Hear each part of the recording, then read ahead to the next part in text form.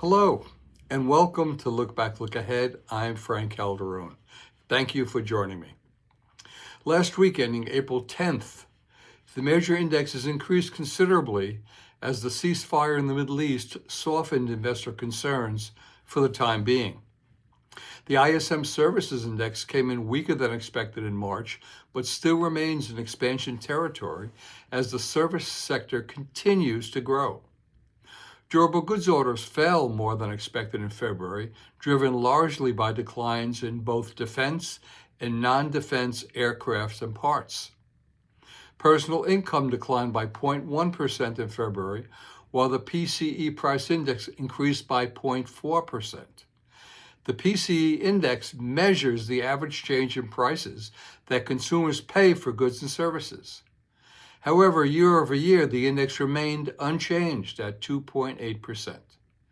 The 0.4% increase in the index is not good news for the Federal Reserve and will keep the Fed on the sidelines for almost the rest of the year regarding interest rates.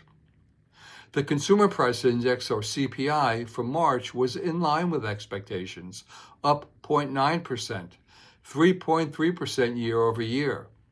Core CPI, excluding food and energy, was up 0.2%, 2.6% year over year. Food prices remained flat, while energy was up 10.9%, driven by a 21.2% increase in gasoline prices and a 30.7% increase in fuel oil prices. Year to date, the Dow is down 0.3%. The S&P is down 0.4%, and the Nasdaq is down 1.5%. The yield on the 10-year U.S. Treasury bond is 4.32%. Oil closed at $96.20 a barrel. Gold closed at $4,759.05 an ounce, with silver closing at $76.35 an ounce. For this week of April 13th, Monday will get existing home sales.